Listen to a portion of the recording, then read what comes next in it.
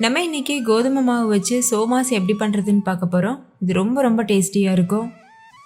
நீங்கள் இதை 1 மந்த் வரைக்கும் கூட ஸ்டோர் பண்ணி வச்சு சாப்பிட்லாம், கெட்டு போகாது, மொறுமொறுப்பாகவே இருக்கும். இந்த சோமாஸ் ரெசிபி நான் மோல்டு வச்சும் செஞ்சு காமிச்சிருக்கேன். அதே மாதிரி மோல்டு இல்லாதவங்களுக்கு ஈஸியாக நம்ம கையிலேயே எப்படி செய்கிறதுன்னு சொல்லியிருக்கேன். ஸோ வீடியோ ஸ்கிப் பண்ணாமல் பாருங்கள், உங்களுக்கு நிறைய டிப்ஸ் அண்ட் ட்ரிக்ஸ்லாம் கிடைக்கும். நீங்களும் வீட்டில் செய்யும்போது பெர்ஃபெக்டாக பண்ண முடியும். ஹாய் ஃப்ரெண்ட்ஸ், என் பேர் Abhi. Welcome to Indian recipes Tamil. வீடியோக்குள்ள போகிறதுக்கு முன்னாடி நம்ம சேனல் இந்தியன் ரெசிபீஸ் தமிழை சப்ஸ்கிரைப் பண்ணிக்கோங்க, கூடவே இருக்க பெல் சிம்பலையும் கிளிக் பண்ணிக்கோங்க.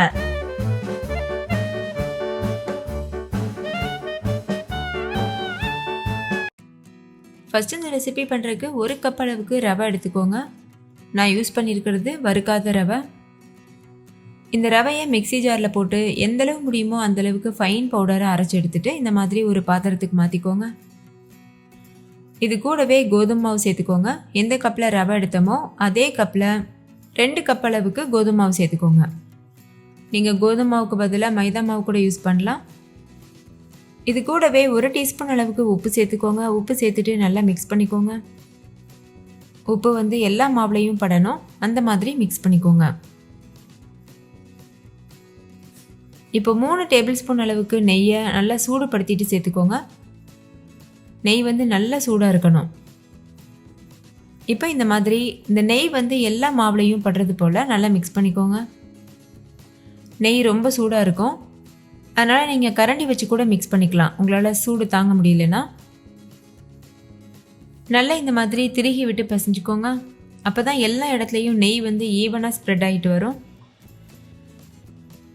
நம்ம ரவை சேர்க்குறதுக்கு காரணம் நல்ல மொறுமொறுப்பாக இருக்கணுன்றதுக்காக தான். ரொம்ப நாள் வரைக்கும் வச்சு சாப்பிடுவோம். அந்த மாதிரி இருக்கும்போது நமத்து போகாமல் நல்ல கிறிஸ்பியாகவே இருக்கணுன்றதுக்காக தான் ரவை சேர்த்துருக்கோம். இப்போ பாருங்கள், நல்லா மிக்ஸ் பண்ணியாச்சு. இதை கையில் எடுத்து நீங்கள் பிடிச்சு பார்த்தீங்கன்னா ஒரு ஷேப்க்கு ஃபார்ம் ஆகும். அந்த மாதிரி ஃபார்ம் ஆகுதுன்னா நீங்கள் கரெக்டாக பிசைஞ்சிருக்கீங்கன்னு அர்த்தம். இந்த மாதிரி உதிர்த்து விடும்போது ஈஸியாக உதிரணும். பிடிக்க வரலைனாலோ உதிர்த்து விடும்போது ஒழுங்காக உதிரலைனாலோ நீங்கள் நெய் அதிகமாகவோ குறைவாகவோ சேர்த்துட்டிங்கன்னு அர்த்தம். இப்போ இது கூட தேவையான அளவுக்கு தண்ணி சேர்த்துட்டு சப்பாத்தி மாவு பக்குவத்துக்கு பிசைஞ்சு எடுத்துக்கோங்க. தண்ணி கொஞ்சம் கொஞ்சமாக சேர்த்துட்டு மிக்ஸ் பண்ணிக்கோங்க. ஓரளவுக்கு பிசைஞ்சதுக்கப்புறமா இந்த மாதிரி நம்மக்கிட்ட இடி உரல் வச்சுருப்போம்ல, அதை வச்சு இந்த மாதிரி பண்ணிக்கோங்க. இது போல் பண்ணும்போது கை வலிக்காமல் நல்லா ஈஸியாக மாவு பிசைய முடியும். மாவும் நல்லா சாஃப்டாக பிசைஞ்சு வரும். மாவு எந்த அளவுக்கு சாஃப்டாக இருக்கோ அந்த அளவுக்கு சோமாஸ் நல்லா கிறிஸ்பியாக இருக்கும், டேஸ்டியாக இருக்கும். மாவு பிசைகிறதுல தான் இருக்குது. ஒரு 5 நிமிஷத்துக்காவது இந்த மாதிரி நல்லா இடித்து பிசைஞ்சுக்கோங்க. நீங்கள் கையில் பிசைகிறீங்கன்னா 10லேருந்து 15 நிமிஷத்துக்கு நல்லா அமுத்தி விட்டு பிசைஞ்சுக்கோங்க.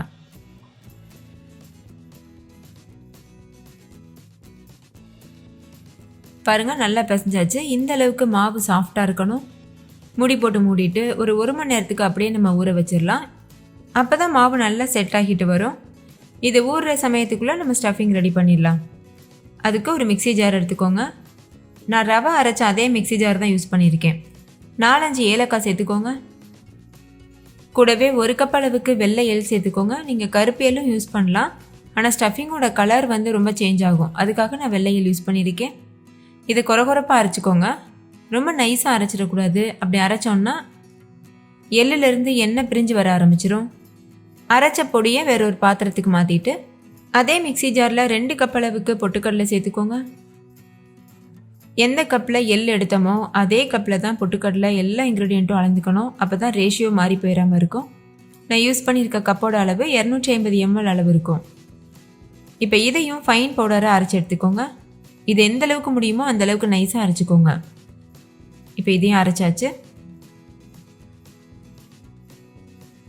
எள்ளு சேர்த்தோம்ல, அது கூடவே பொட்டுக்கடலை மாவையும் சேர்த்துருங்க.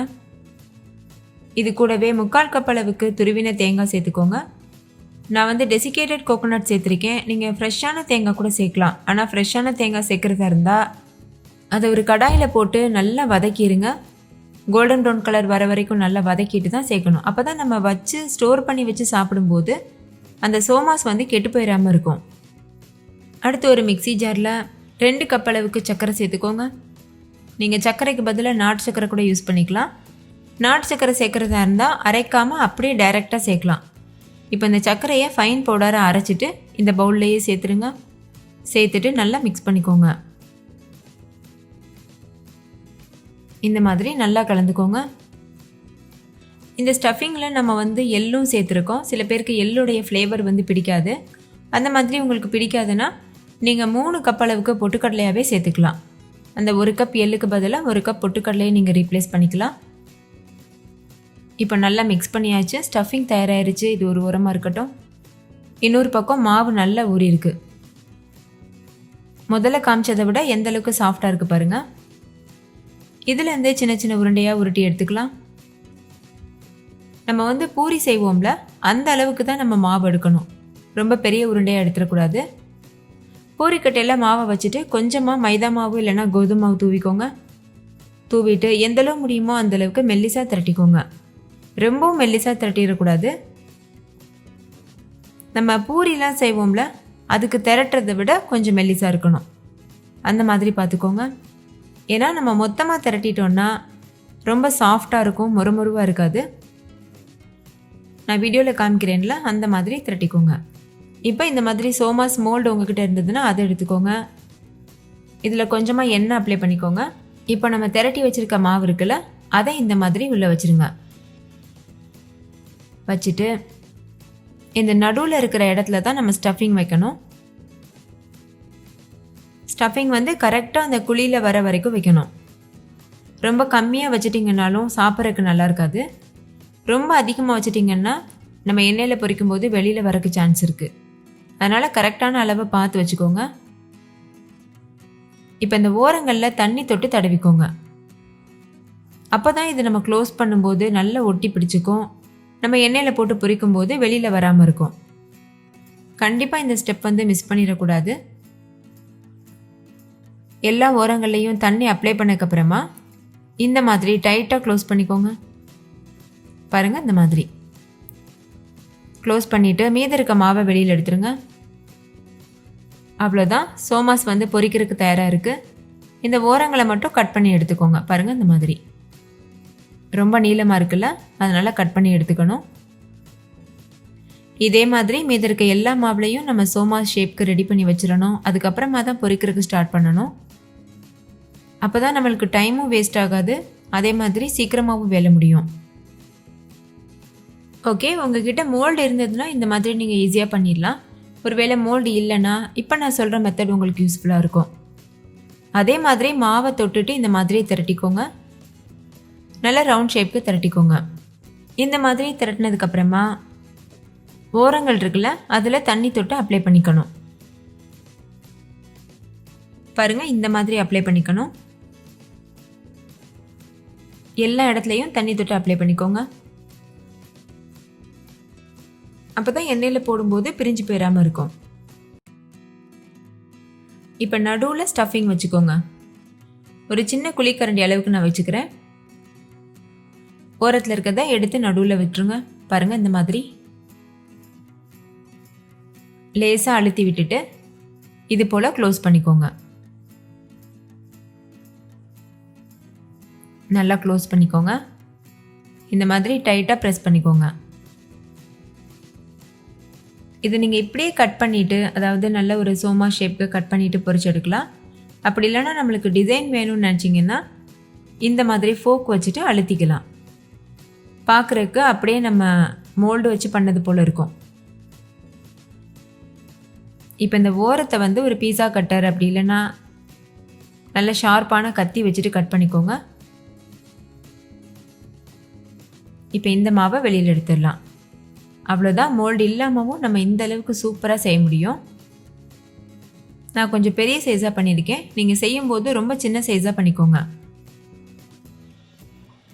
இப்போ பொரிக்கிறதுக்கு தேவையான அளவுக்கு எண்ணெயை நல்லா சூடுபடுத்திக்கோங்க. எண்ணெய் ரொம்ப சூடாயிடக்கூடாது. ஓரளவு சூடு வந்ததுமே இந்த மாதிரி சோமாஸை உள்ளே சேர்த்துருங்க.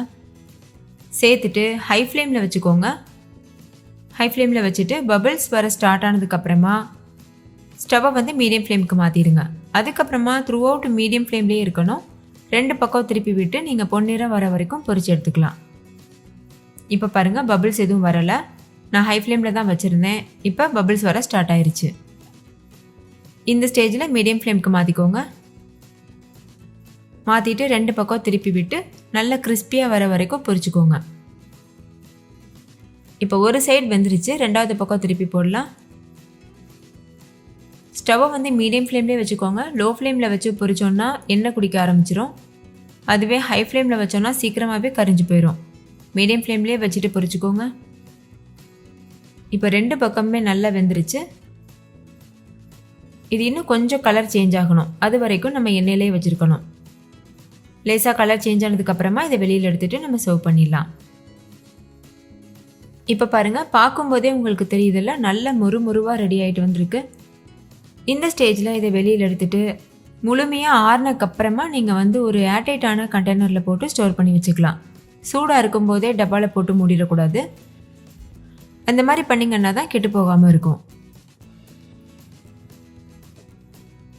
ஓகே, இதே போல் மீதி இருக்க எல்லா மாவுலையும் நம்ம சோமாஸ் ரெடி பண்ணிவிட்டு பொரிச்சு எடுத்துடலாம். இந்த சோமாஸ் எதுன்னு தெரியுதா? நம்ம வந்து கையில் செஞ்சோம்ல, அந்த சோமாஸ் தான் இது. பார்க்குறதுக்கு நம்ம கையில் பண்ணது போலவே இல்லை, அவ்வளோ பெர்ஃபெக்டாக இருக்குது. மோல்டு வச்சு பண்ணதை விடவே ரொம்ப அழகாக இருக்குது. அவ்வளோதான், நான் எல்லா சோமாஸும் பொரிச்சு எடுத்துட்டேன். நீங்களே பாருங்கள், பார்க்கும்போதே எவ்வளோ பெர்ஃபெக்டாக இருக்குது. டேஸ்ட் வந்து ரொம்ப ரொம்ப அட்டகாசமாக இருந்தது. ஸோ மிஸ் பண்ணிடாமல் நீங்களும் ட்ரை பண்ணி பாருங்கள். வீட்டில் இருக்க குட்டீஸ்லேருந்து பெரியவங்க வரைக்கும் என்ஜாய் பண்ணி கேட்டு வாங்கி சாப்பிடுவாங்க. ஓகே ஃப்ரெண்ட்ஸ், இந்த வீடியோ உங்கள் எல்லாருக்கும் ரொம்ப பிடிச்சிருந்துச்சுல? பிடிச்சிருந்தா லைக் பண்ணுங்கள், ஷேர் பண்ணுங்கள், கமெண்ட் பண்ணுங்கள். தேங்க்யூ, பாய்.